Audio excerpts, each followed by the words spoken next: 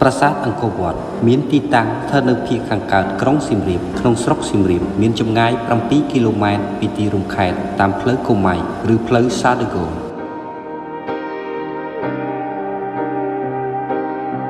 ប្រាសាទនេះសាងសង់នៅដើមសតវត្សទី12ដោយព្រះបាទសូរ្យាវរ្ម័នទី2ឆ្នាំ1113ដល់ឆ្នាំ1150ដើម្បីឧទ្ទិសថ្វាយដល់ព្រះវិស្ណុក្នុងព្រហ្មញ្ញសាសនាប្រាសាទនេះមានលក្ខណៈល្អវិចិត្រហើយបង្ហាញនូវសិល្បៈខ្មែរដ៏អស្ចារ្យដល់កំពូល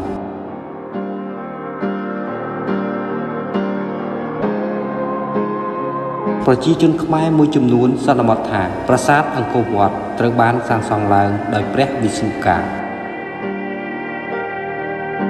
ហើយមានអ្នកប្រាជ្ញជាច្រើនបានពិភាក្សាគ្នាថាតើប្រាសាទអង្គរវត្តត្រូវបានសាងសង់ជាប្រាសាទឬជាភ្នំបើតាមលោក Zardthus ប្រាសាទអង្គរវត្តគឺតំណាងឲ្យពិភពលោកប្រាង្គកណ្ដាលគឺតំណាងឲ្យភ្នំព្រះសុមេរុដែលស្ថិតនៅកណ្ដាលពិភពលោកប្រាង្គទាំង5តំណាងឲ្យកំពូលភ្នំព្រះសុមេរុដែលជាជាយផែនដីនិងគូទឹកជុំវិញគឺជាសមុទ្រដែលព័ទ្ធជុំវិញប្រាសាទអង្គរវត្តនេះមានឈ្មោះដើមថាប្រាសាទបរមវិស្ណុលោកប៉ុន្តែការវិវត្តនៃឈ្មោះអង្គរវត្តអាចត្រូវគេយកមកតាមប្រវត្តិសាស្ត្រស្លាកស្នាមដំបូងគឺមាននៅសតវត្សទី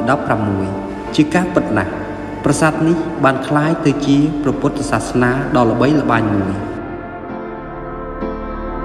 តាមសិលាចារឹកនៅក្នុងសតវត្សទី16ឈ្មោះនៃប្រាសាទអង្គរវត្តនេះគឺព្រះមហានគរឥន្ទ្របត្តព្រះវិស្ណុលោកហើយឈ្មោះមួយទៀតនៅសតវត្សទី17គេហៅថាឥន្ទ្របត្តមហានគរស្រីធុរៈវៈវិស្ណុលោកចំណែកឈ្មោះអង្គរវត្តគឺជាឈ្មោះសាមញ្ញសម្រាប់កំណត់បូជនីយដ្ឋាននេះចំពោះប្រជាជនខ្មែរជាពិសេសអ្នកសៀមរាបច្រើនហៅថាអង្គរតូចទោះបីជាយ៉ាងណាក៏ដោយអ្នកនិពន្ធអឺរ៉ុបទាំងអស់កំណត់ហៅឈ្មោះរួមមួយគឺអង្គរវត្តប៉ុន្តែឈ្មោះអង្គរវត្តនេះដែលហៅនៅសម័យកណ្ដាលគឺមិនទាន់រលត់បាត់នោះទេគឺនៅមានគេស្គាល់នៅឡើយ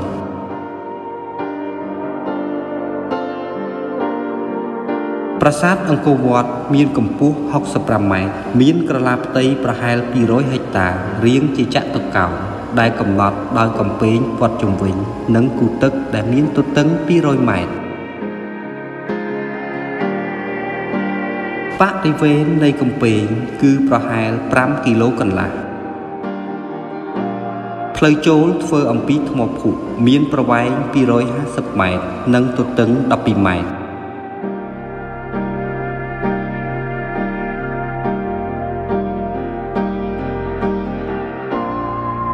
ដោយសារទំហំដ៏ធំនិងស្ថាបត្យកម្មដ៏អស្ចារ្យមហិមាមានមនុស្សមួយចំនួនគិតថាប្រាសាទអង្គរវត្តមិនមែនជាស្នាដៃរបស់មនុស្សទេគឺជាស្នាដៃរបស់អាទិទេព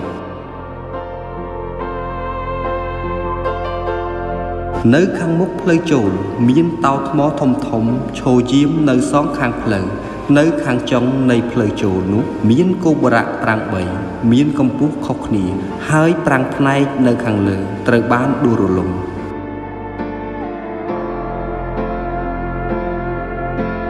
នៅគោបុរៈនោះមានថែវដែលមានដំបូលជាវូតបន្ទាប់ពីគោបុរៈនោះមកផ្លូវមួយទៀតដែលមានប្រវែង350ម៉ែត្រនិងទទឹង9ម៉ែត្រធ្វើអំពីថ្មភក់និងមានបង្កាន់ដៃនាគនៅសងខាងនៅតាមផ្លូវនោះមានវេទិកាសងខាងទាំងឆ្វេងទាំងស្ដាំមានបណ្ណាល័យ2នៅខាងឆ្វេងនិងខាងស្ដាំនៃផ្លូវនោះប្រហែលពាក់កណ្ដាលនៃផ្លូវទាំងមូល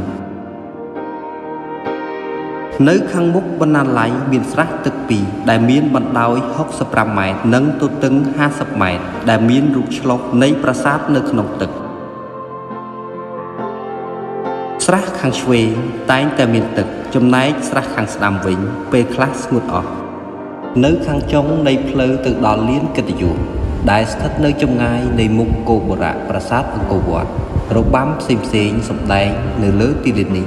ហើយលាននេះ ក៏ប្រហែលជាកន្លែងដែលព្រះមហាក្សត្រមើលការដង្ហែនិងការទទួលប្រតិភូបរទេសផងដែរបន្ទាប់ពីនេះគឺដល់ថែវព័ទ្ធជុំវិញជាន់ទី1ដែលមានចម្លាក់ដ៏អស្ចារ្យនិងល្បីល្បាញ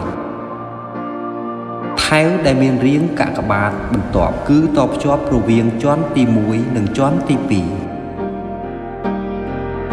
នៅទីនោះមានទីលាន4ដែលមានអាងទឹកនិងមានជណ្ដើរសសរជាច្រើននៅតាមថែវនៃទីលាននោះមានសិលាចារឹកសរសេរជាភាសាសំស្ក្រឹតនិងខ្មែរនៅខាងចុងទាំងសងខាងនៃថែវខាងជើងនិងខាងត្បូងមានបណ្ណាល័យ2ទៀតដែលមានរូបរាងស្រដៀងនឹងបណ្ណាល័យ2ដែលនៅផ្លូវចូលប៉ុន្តែវាមានទំហំតូចជាង